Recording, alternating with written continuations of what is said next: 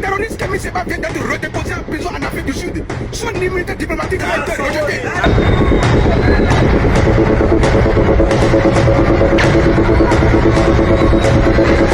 Kémy, tu seras jugé et condamné à perpétuité. La France ne veut plus de lui. 2. Le Bénin ne veut plus de lui. Il n'y a que les pays les plus pauvres de l'Afrique de l'Ouest qui veulent encore de Kémy Séba. Mais Kémy, tu sais ce qui est marrant dans ta vie? C'est que chaque instant de chaque jour, petit voyou, délinquant, enfant maudit, faut m'écouter ici, petit chien là. Chaque jour de ta vie, tu seras obligé de demander au pilote l'avion. J'espère que l'avion ne va pas faire escale quelque part. J'espère que l'avion ne fera pas escale quelque part. J'espère que l'avion ne fera pas escale quelque part. Parce que le jour où ton avion va faire escale en Guinée, escale au Sénégal, escale au Togo, par malheur, escale au niveau du Bénin, tu seras jugé et condamné à perpétuité. En Afrique du Sud est précisément l'un de ces moments. Ce n'est pas une arrestation ordinaire, ce n'est pas le simple fruit d'une procédure juridique froide et impersonnelle. Non. Derrière les faits bruts, derrière le communiqué officiel, derrière les mots mesurés des avocats et les déclarations calibrées du parquet, se cache une réalité beaucoup plus trouble, beaucoup plus profonde et surtout beaucoup plus révélatrice de ce que subissent aujourd'hui certaines voix africaines qui refusent de plier. Alors reprenons tout depuis le début. Posons chaque pierre. Construisons ensemble pas à pas la vérité telle qu'elle se donne à voir, sans embellissement, sans déformation, sans concession à aucun camp. Le 13 avril donc, Kémy Séba, de son vrai nom Stelio Kapocici, militant panafricaniste reconnu, figure controversée pour certains, icône de la résistance pour beaucoup d'autres à travers le continent africain et dans la diaspora, est interpellé par les autorités sud-africaines sur le sol de Pretoria. L'information circule d'abord discrètement, presque en sourdine, comme si l'on cherchait à éviter l'onde de choc. Puis, progressivement, elle explose. Les réseaux s'enflamment. Les messages de soutien fusent de Dakar à Kinshasa, de Paris à Montréal, de Cotonou à Abidjan.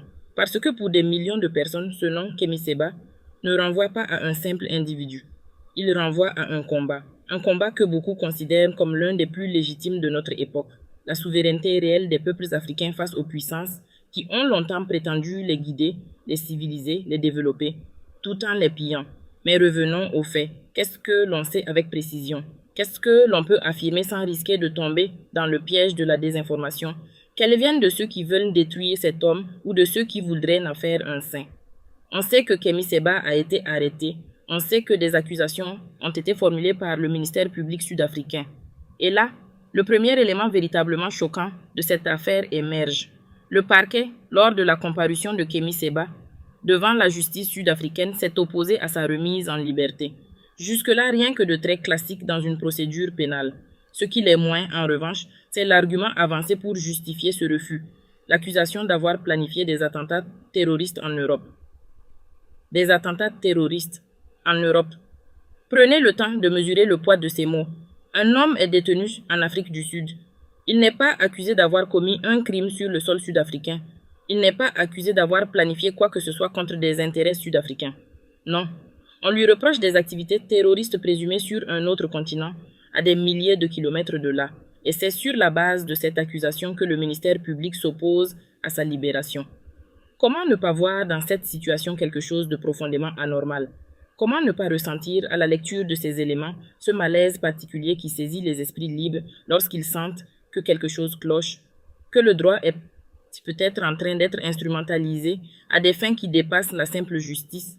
Car voilà ce que l'on doit comprendre pour saisir l'enjeu réel de cette affaire. Kémy Séba n'est pas n'importe qui. Depuis de nombreuses années, il a construit un discours, une pensée, une pratique militante qui ont fini par le rendre dangereux aux yeux de certains cercles de pouvoir.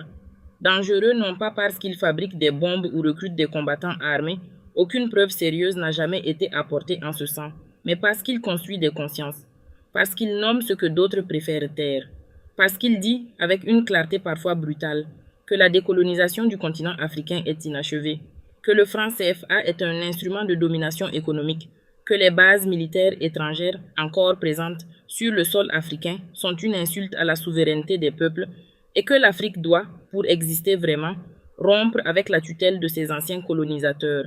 Ces idées dérangent, elles se dérangent profondément.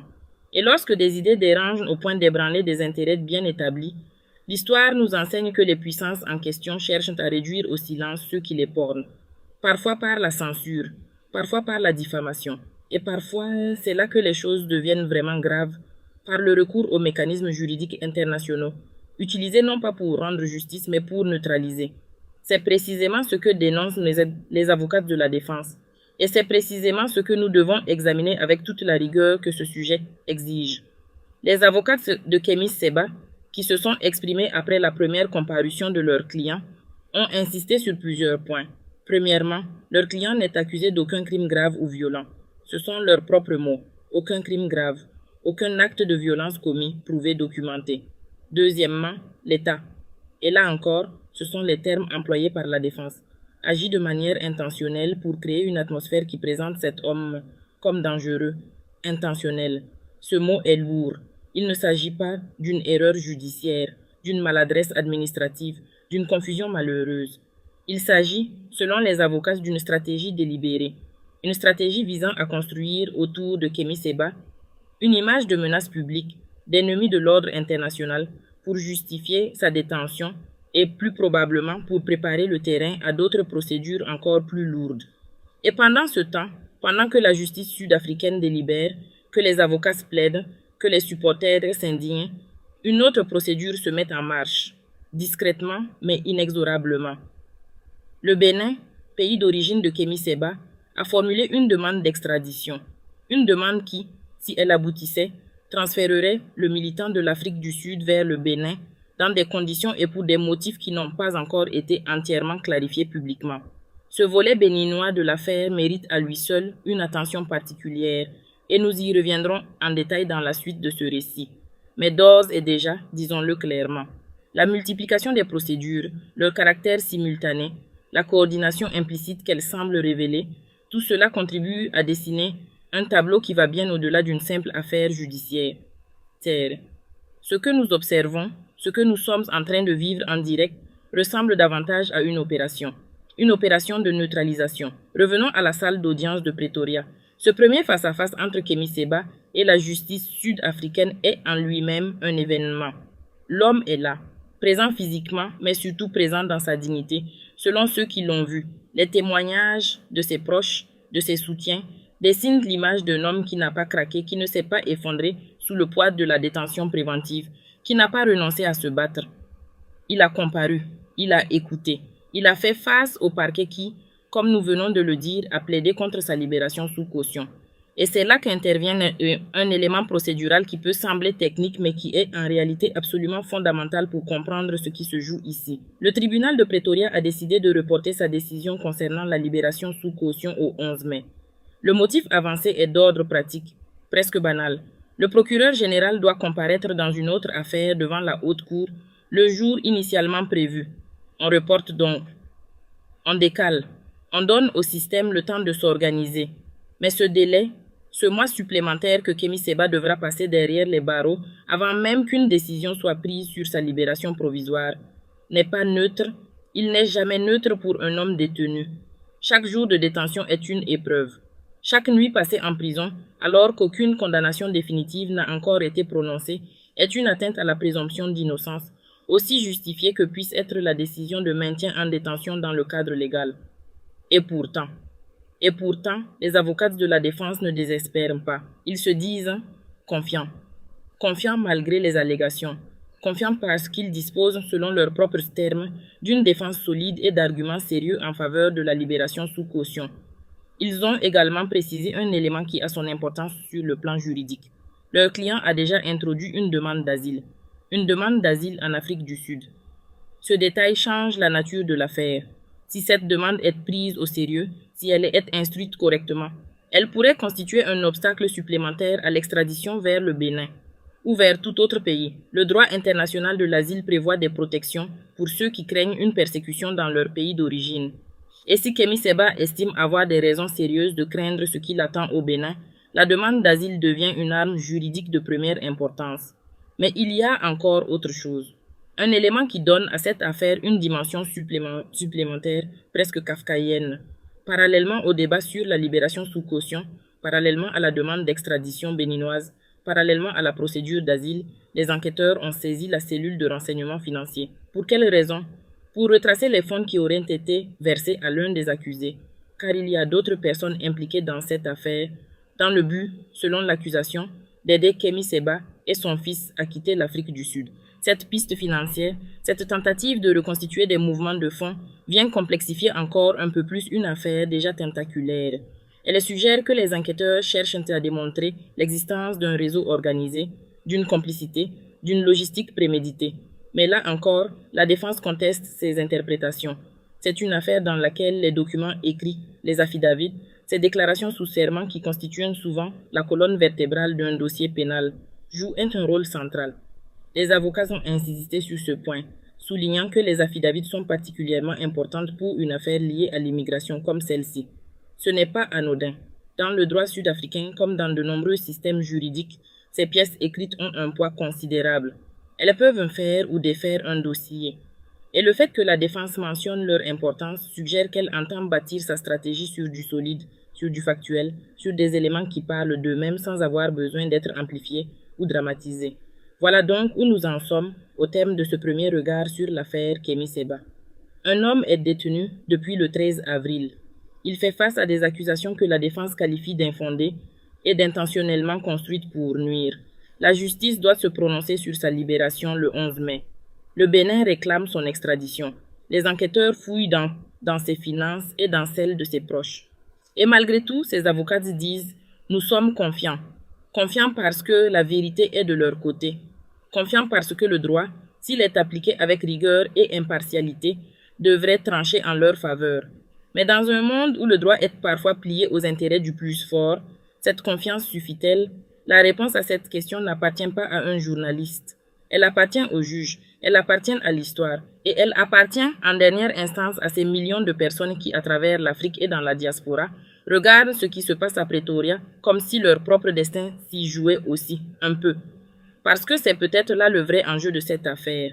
Pas seulement le sort d'un homme, pas seulement la validité juridique d'une procédure, mais quelque chose de plus profond, de plus fondamental. La question de savoir si, en Afrique, en 2025, il est encore possible de parler librement, de militer librement, de critiquer les puissances librement, sans risquer de se retrouver un matin les mains menottées, accusés de terrorisme, attendant derrière des barreaux qu'un tribunal daigne se pencher sur son sort. C'est cette question-là brûlante, urgente, absolument centrale, que l'affaire Kémy Séba pose à la face du monde. Et nous n'avons pas encore fini d'en explorer toutes les dimensions. Ce que nous avons vu jusqu'ici n'est que la surface. En dessous, il y a encore beaucoup.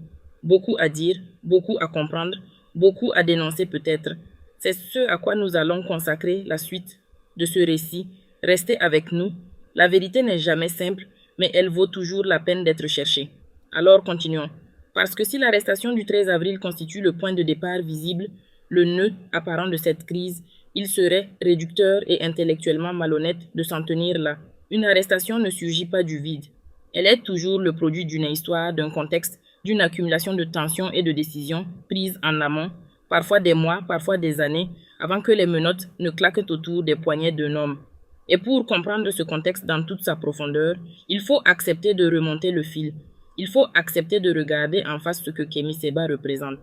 Pas ce que ses détracteurs disent qu'il représente, ni ce que ses admirateurs les plus fervents voudraient qu'il incarne, mais ce que les faits, objectivement, nous permettent d'observer. Kémy Séba est né en 1981 à Paris, de parents béninois. Il a grandi dans un environnement où la question de l'identité africaine, de la place des Noirs dans une société française qui peinait et peine encore à les reconnaître pleinement, était une réalité quotidienne. Il s'est très tôt engagé sur le terrain du militantisme identitaire, d'abord dans des cercles qui ont pu être controversés et qui lui ont valu des critiques sévères, avant d'évoluer vers un panafricanisme plus structuré, plus politique, plus ancré dans une vision économique et géopolitique de l'émancipation africaine. Ce parcours n'est pas linéaire. Il est fait d'erreurs reconnues, de repositionnements assumés et d'une radicalisation progressive, non pas vers la violence, mais vers une remise en cause de plus en plus frontale de l'ordre néocolonial. C'est cette radicalisation intellectuelle et politique qui l'a rendu de plus en plus visible sur la scène africaine.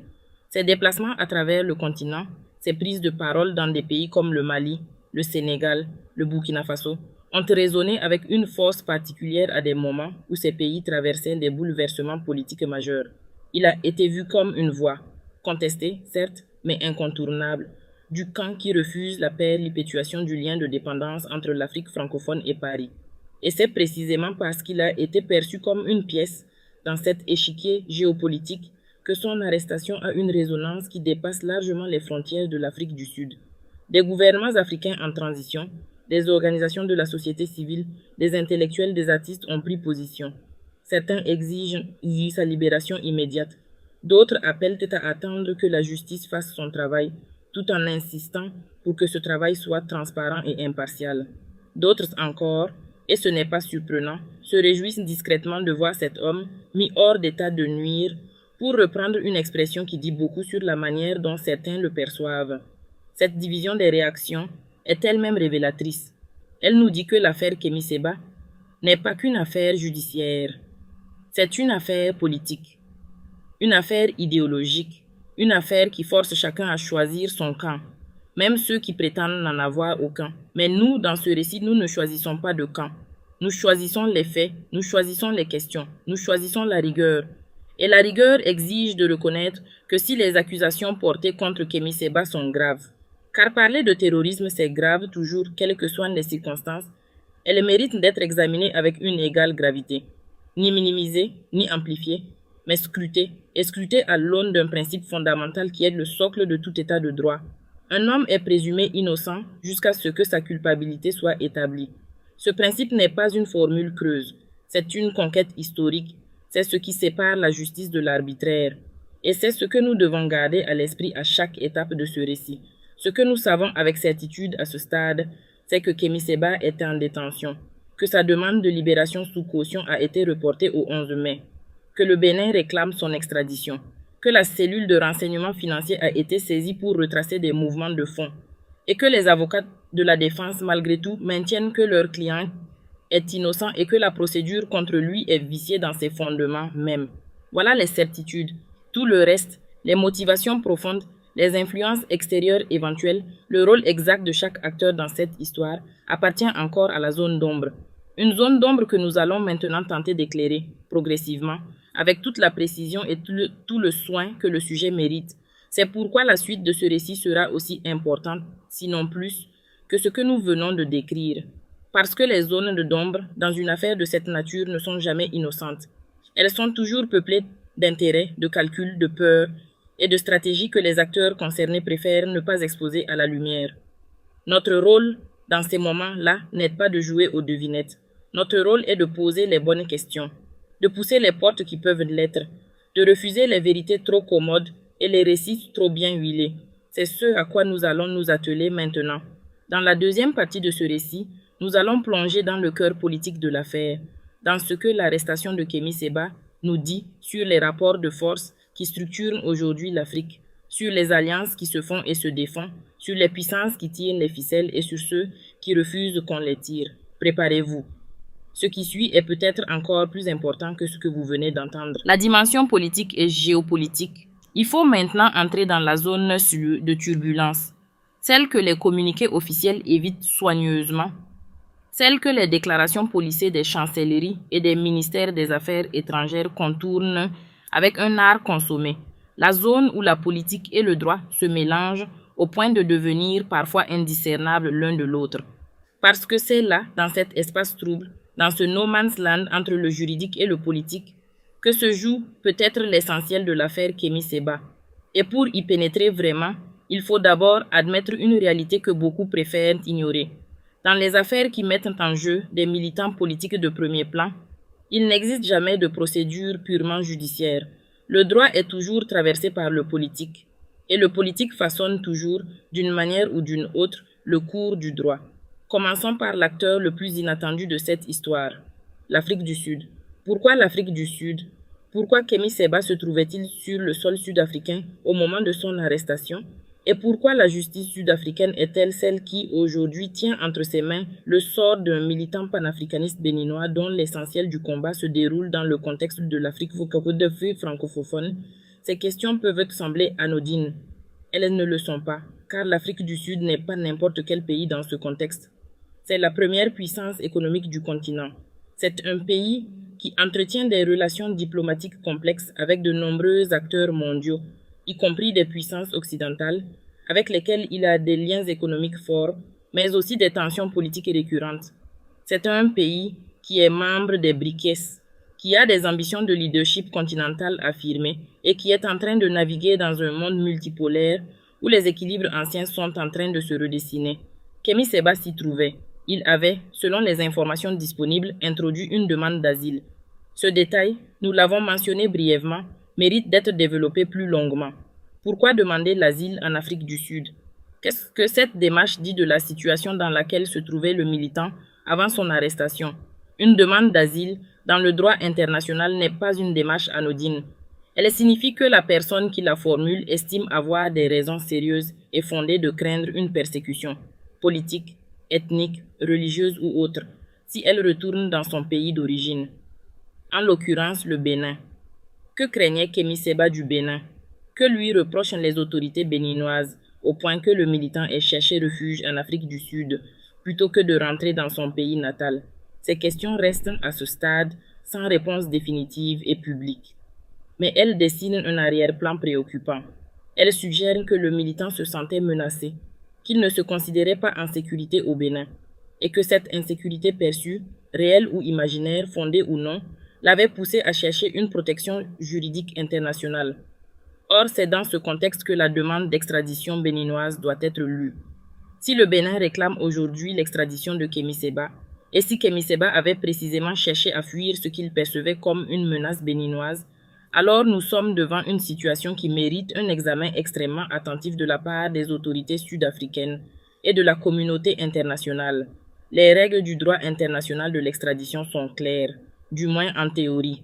Un État ne peut pas extrader une personne vers un autre État si cette personne risque d'y subir des persécutions, des traitements inhumains ou dégradants ou une violation de ses droits fondamentaux. Ce principe, le principe de non-refoulement, est l'un des piliers du droit international des réfugiés. Et si Kémy Séba a introduit une demande d'asile, c'est précisément pour se placer sous la protection de ce principe. La question est donc celle-ci. Les juges sud-africains vont-ils prendre cette demande au sérieux? Vont-ils l'instruire avec la rigueur qu'elle mérite avant de se prononcer sur l'extradition? Ou bien les pressions politiques, celles qui émanent du Bénin et peut-être d'autres capitales encore, vont-elles peser sur la procédure d'une manière que les formes juridiques ne pourront pas totalement dissimuler? Voilà les vraies questions. Et pour y répondre, il faut regarder du côté des intérêts. Qui a intérêt à ce que Kémy Séba reste en détention? Qui a intérêt à ce qu'il soit extradé vers le Bénin? Qui a intérêt à ce que cette affaire s'éternise, s'enlise, se transforme en un de ces procès interminables qui épuisent les accusés bien avant que le tribunal ne rende son verdict? La réponse à ces questions n'est pas simple. Elle implique de prendre en compte des acteurs multiples, des intérêts divergents, des calculs à court et à long terme qui dépassent largement le sort d'un seul homme. Pensons d'abord au gouvernement béninois. Le Bénin est dirigé depuis 2016 par Patrice Talon, un homme d'affaires devenu président dans un contexte de réforme politique profonde et controversée. Son bilan est celui d'un homme qui a, selon ses partisans, modernisé et stabilisé le pays, mais qui a, selon ses détracteurs, restreint l'espace politique, muselé l'opposition et fragilisé certaines libertés fondamentales. Dans ce contexte, un militant comme Kémy Séba, vocal influent dans la diaspora béninoise et africaine, critique des gouvernements africains qu'il juge inféodés à des puissances étrangères, n'est pas une figure neutre. Il est une figure gênante, potentiellement déstabilisatrice, et sa demande d'extradition, formulée au moment précis où il est arrêté en Afrique du Sud, peut légitimement être perçue comme une tentative de récupérer ce militant avant qu'une procédure d'asile ne lui offre une protection durable. Pensons ensuite à la France, parce qu'elle est là, en filigrane, même si personne ne la nomme officiellement dans cette affaire. Kémy Séba est né à Paris. Il est de nationalité française ou l'a été, avant de la perdre dans des circonstances qui font elles-mêmes partie de son histoire militante. Il a longtemps vécu en France, il y a milité, et c'est contre la politique française en Afrique, contre ce que lui et ses partisans appellent la France-Afrique, qu'une large partie de son combat est dirigée. Les relations entre Kémy Séba et les autorités françaises sont, c'est le moins qu'on puisse dire, tendues. Plusieurs procédures judiciaires ont été engagées contre lui en France au fil des années. Son influence dans les pays africains francophones qui ont récemment pris leur distance avec Paris, le Mali, le Burkina Faso, le Niger, n'a pas pu passer inaperçu dans les chancelleries françaises. Y a-t-il un lien entre cette influence et son arrestation actuelle? Nous n'avons pas de preuves directes qui permettent de l'affirmer. Mais la question mérite d'être posée, et elle le sera inévitablement dans le débat public africain. Parlons également d'un autre aspect souvent sous-estimé dans les analyses de cette affaire, la dimension symbolique. Kémy Séba n'est pas seulement un militant, il est devenu au fil des années un symbole. Un symbole pour ceux qui croient en la nécessité d'une rupture radicale avec l'ordre néocolonial. Un symbole pour ceux qui pensent que l'Afrique ne peut se développer vraiment que si elle rompt les chaînes économiques, politiques et culturelles qui la maintiennent sous la tutelle d'anciens colonisateurs. Ce symbolisme a une valeur propre, indépendante des actes concrets du militant. Et les symboles, on le sait, sont parfois plus dangereux que les hommes de chair, parce qu'ils cristallisent des espérances, des colères, des aspirations qui ne meurent pas avec leur porteur. Mettre Kémy Séba en prison, c'est peut-être croire qu'on peut éteindre ce feu. Mais l'histoire nous apprend que les martyrs font souvent de meilleurs propagandistes que les hommes libres. Il faut maintenant aborder la question des preuves, ou plutôt de l'absence de preuves rendues publiques, car c'est là un point absolument capital. L'accusation d'avoir planifié des attentats terroristes en Europe est une accusation d'une exceptionnelle gravité. En droit pénal, une telle accusation suppose l'existence d'éléments de preuve solides, vérifiables, produits devant un tribunal, des communications interceptées, des documents saisis, des témoignages fiables, des transactions financières suspectes, quelque chose de concret, de tangible qui permettrait à un juge raisonnablement informé de conclure qu'il existe des indices sérieux de culpabilité. Or, jusqu'à présent, ces preuves n'ont pas été rendues publiques, ce qui ne signifie pas qu'elles n'existent pas. La procédure pénale comporte des phases d'instruction qui ne sont pas publiques. Mais cela signifie que, pour le moment, tout ce que nous pouvons évaluer, ce sont les déclarations des parties. Et les déclarations des avocats de la défense sont sans ambiguïté. Ils nient les accusations. Ils les qualifient de construction intentionnelle. Ils s'inscrivent en faux contre l'idée que leur client soit un danger pour qui que ce soit. Et ils s'appuient, pour étayer cette position, sur un argument juridique simple mais puissant. Si leur client était vraiment aussi dangereux que le parquet le prétend, comment expliquer qu'il n'ait jamais été poursuivi pour des actes concrets de violence? Comment expliquer que, malgré des années de militantisme intensif sur plusieurs continents, aucune procédure judiciaire sérieuse n'ait abouti à sa condamnation pour des faits de violence? Cette cohérence biographique, un homme qui milite ardemment mais qui n'a pas de casier judiciaire pour des actes de violence avérés, est un argument que la défense entend placer au cœur de sa stratégie. Revenons un instant sur la piste financière ouverte par les enquêteurs.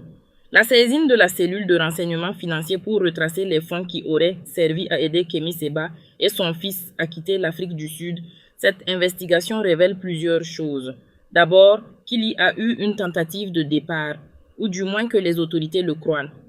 Ensuite, qu'une ou plusieurs personnes auraient financé cette tentative. Et enfin que les autorités cherchent à qualifier juridiquement ces transferts de fonds, peut-être comme une aide à la fuite, peut-être comme un financement d'activités illégales. Là encore, les accusés contestent cette lecture. Mais l'instruction judiciaire suit son cours. Et jusqu'à ce qu'elle soit terminée, le brouillard de l'incertitude demeure. Ce qui est certain, en revanche, c'est que Kémy Séba n'est pas seul dans cette affaire. Il y a d'autres accusés. La dimension collective de cette procédure est importante. Elle suggère que l'on ne cherche pas seulement à neutraliser un individu, mais à démanteler un réseau, à couper des liens, à paralyser une dynamique collective. C'est une stratégie judiciaire classique dans les affaires politiques. En multipliant les inculpations, on oblige les militants à se défendre plutôt qu'à militer, on consomme leurs ressources financières et humaines, on crée des divisions et des méfiances au sein des réseaux de soutien. C'est une logique d'usure, et face à cette logique, la défense de Kémy Séba doit non seulement être solide juridiquement, mais aussi tenir psychologiquement et financièrement sur la durée. Il faut aussi parler de ce que cette affaire révèle sur l'état du panafricanisme contemporain. Le mouvement panafricaniste, dans sa version actuelle, est pluriel, parfois contradictoire, traversé de courants divers qui ne partagent pas toujours les mêmes stratégies ni les mêmes priorités. Il y a ceux qui misent sur la diplomatie et le dialogue avec les institutions internationales. Il y a ceux qui prônent une rupture radicale et immédiate avec toutes les formes de tutelle extérieure. Et il y a ceux, comme Kémy Séba, qui navigue entre ces deux pôles tout en cherchant à construire une audience populaire large, en utilisant les outils de la communication moderne, les réseaux sociaux, les vidéos virales, les interventions publiques, pour toucher des publics que les partis politiques traditionnels n'atteignent plus. C'est cette capacité à mobiliser, à fédérer, à inspirer qui fait de Kémy Séba une figure à part dans ce paysage. Et c'est peut-être aussi ce qui fait de lui une cible, car mobiliser des consciences, c'est aussi mobiliser des colères. Et des colères mobilisées peuvent, dans certaines circonstances, devenir un problème pour les gouvernements en place. Pas parce que Kémy Séba leur ordonne de manifester, pas parce qu'il planifie des renversements, mais parce que son discours, sa façon de nommer les responsabilités,